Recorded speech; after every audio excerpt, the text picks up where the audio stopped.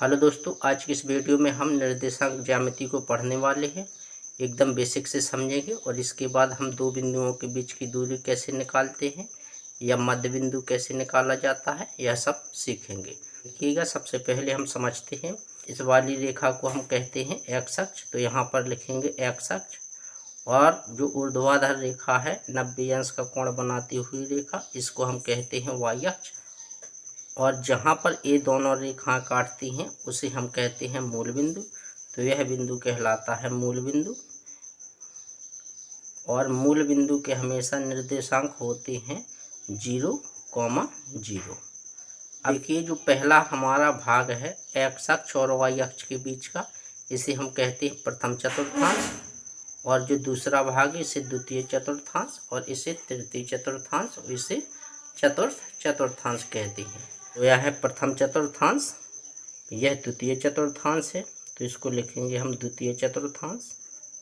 यह तृतीय चतुर्थांश है, तो इसको लिखेंगे हम तृतीय चतुर्थांश।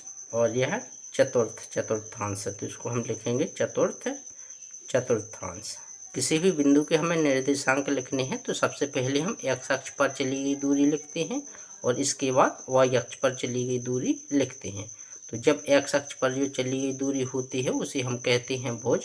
तो सबसे पहले लिखा जाता है भुज, और भुज लिखने के बाद कोटि लिखी जाती है। वाई अक्ष पर चली गई दूरी जो कहलाती है वह कोटि कहलाती है। देखिएगा, यदि हम एक्स अक्ष पर 3 चलेंगे तो यहाँ 3 होगा, और वाई अक्ष पर हम चलेंगे यहाँ 4, तो यहाँ पर क्या होगा, 4 होगा।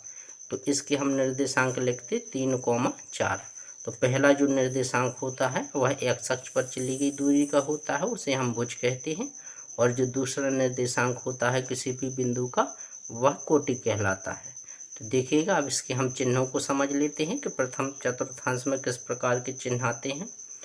तो पहले हम एक्स अक्ष वाला चिन्ह लेंगे और फिर वाई अक्ष वाला चिन्ह लेंगे। जिस प्रकार से हम भुज कोटि लिखते हैं बस उसी प्रकार से चिन्हों को समझ लेंगे तो एकदम बेसिक से हमें याद रहेगा। संख्या रेखा पर आपने देखा होगा, सबसे पहले मेन बिंदु होता है 0, यहाँ पर 0 है।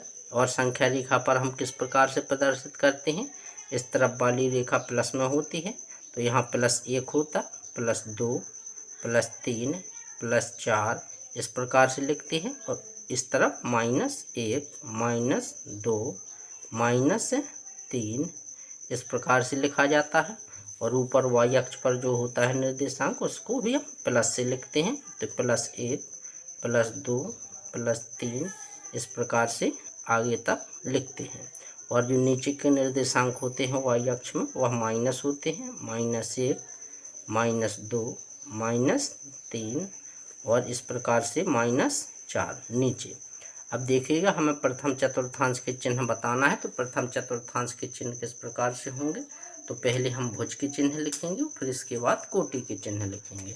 देखिएगा, भुज का चिन्ह क्या आएगा, प्लस आएगा।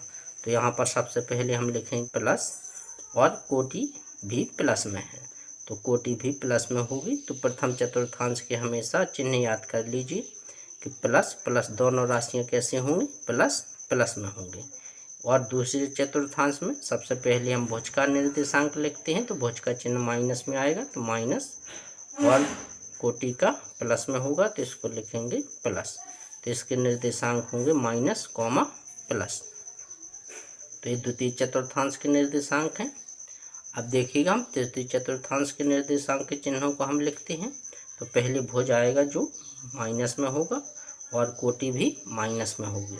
तो इसका पहले हम भुज लिखेंगे, वो भी माइनस में होगा और कोटि भी माइनस में होगी। तो तृतीय चतुर्थांश के निर्देशांक होते हैं माइनस।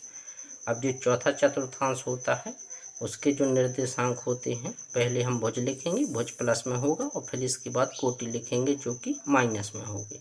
तो पहले इसके चतुर्थांश होंगे प्लस और माइनस। ठीक है, मूल बिंदु के निर्देशांक 0 और 0 होते हैं, क्योंकि एक्स अक्ष पर चली गई दूरी भी 0 रहती है और वाई अक्ष पर चली गई दूरी भी 0 रहती है। तो ये एकदम बेसिक है।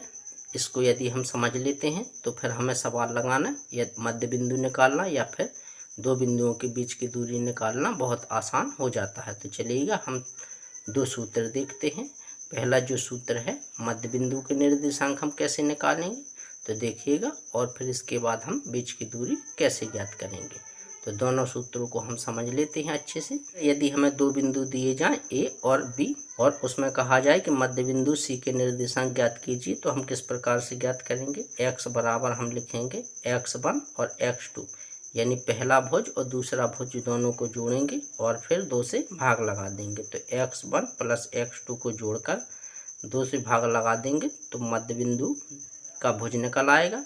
और कोटि निकालना है हमें, तो दोनों कोटियों को, पहली कोटि और दूसरी कोटि को हम जोड़ करके 2 से भाग लगा देंगे तो हमारी मध्य बिंदु की कोटि निकल आएगी।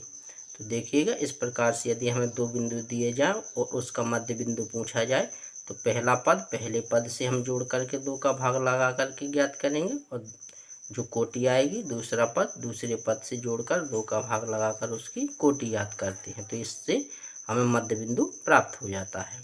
अब देखिएगा, यदि हमें दो बिंदु दिए जाए और उसके बीच की दूरी हमें ज्ञात करनी है, तो हम बीच की दूरी कैसे निकालेंगे।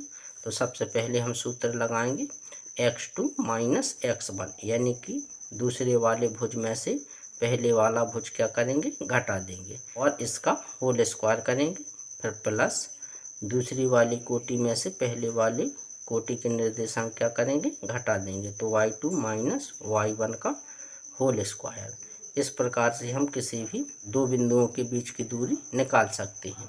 तो आज का ये वीडियो एकदम बेसिक था। यदि हमें दो बिंदुओं के बीच की दूरी निकालनी है, दोनों के हमें निर्देशांक दिए जाएं, तो हम इस वाले सूत्र का प्रयोग करते हैं। यदि दो बिंदुओं का हमें मध्य बिंदु निकालना है तो हम इस प्रकार से निकालते हैं।